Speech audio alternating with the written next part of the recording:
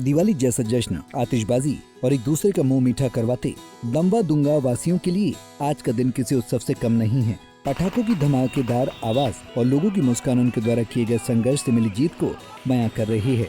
जी हाँ, जिस forest land पर बसे दमवा दुंगा को वहाँ की जनता रेवेन्यू एरिया घोषित करने के लिए संघर्ष कर रही थी, उसका रास्ता अब साफ हो गया है, जिससे 40,000 लोगों को मालिकाना हक मिलेगा।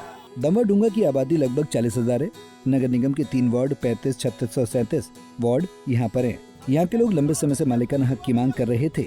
इस बात की लड़ाई सड़क से सदन तक लड़ी गई। कई धरना प्रदर्शन और आंदोलन हुए। अब जाकर सीएम पुष्कर सिंह धामी ने दमवा डुंगा की डिफरेंशियल ग्लोबल पोजीशनिंग सिस्टम यानी DGPS सर्वे के निर्देश दे दिए हैं। सीएम धामी के फैसले से दमवा डुंगा के लोगों में खुशी की लहर है। इस सर्वे के बाद लोगों को घरों और जमीनों का मालिकाना हक मिलेगा। सरकार के फैसले के बाद यहाँ के लोगों में खुशी का माहौल है।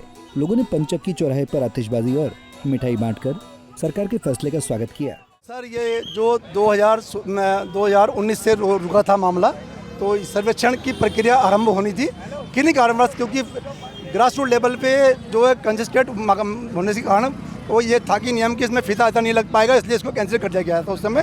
तो अब की बार माननीय पुष्कर सिंह धामी जी की उनकी सोच, उनने बोला किसी भी दूसरे प्रक्रिया से होगा। तकनीकें बहुत हैं, आज के एडवांस समय है। उनने बोला कि 4-5 चीज़ें और है जिससे भी सर्वे हो सकती है बिना फीते लगाए। तो उन्हें निर्देश किए तो कमिश्नर साहब को कि भैया इसको कैसी भी राजस्व काम करवाइए। उनकी घोषणा में सम्मिलित है, मुख्यमंत्री की घोषणा में सम्मिलित है। उन्होंने फिर इसमें बोला कि डिजिटल से, फिर उन्होंने ड्रोन से सिस्टम की नाप तोल ड्रोन से हो सकती है। इसी को मद्देनजर 4 चीज़ें रखी उसमें, तो 4 में से एक ड्रोन भी है। तो इन 4 चीज़ों में से किसी को एक को लेकर के आप उसका वेरिफिकेशन कर सकते हो, उसके खाते बना सकते हो, नाप तोल कर सकते हो। तो उसी को लेकर के फिर ये आगे फाइल मरी है। और आज की तारीख में आप देख रहे हैं जो अथक प्रयास क्षेत्रवासियों को भी रहा और माननीय मुख्यमंत्री जी इसके बहुत बहुत नमस्कार।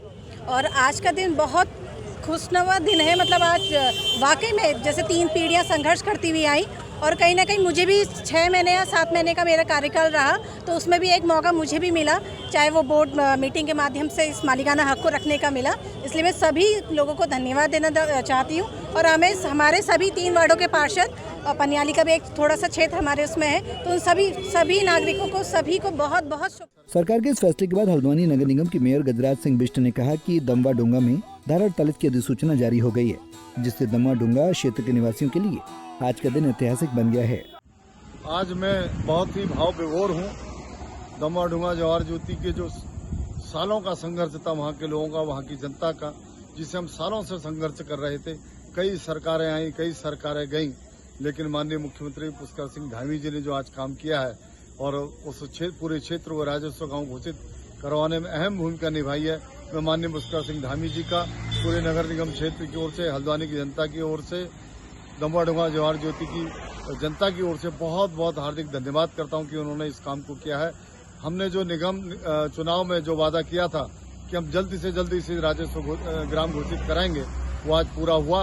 वो आज उन सभी मेरे क्षेत्रवासियों का सपना पूरा हुआ है। तो उन सभी को ढेर सारी शुभकामनाएं। उधर सरकार के इस फैसले पर कांग्रेस ने तुरंत अपनी प्रतिक्रिया दी।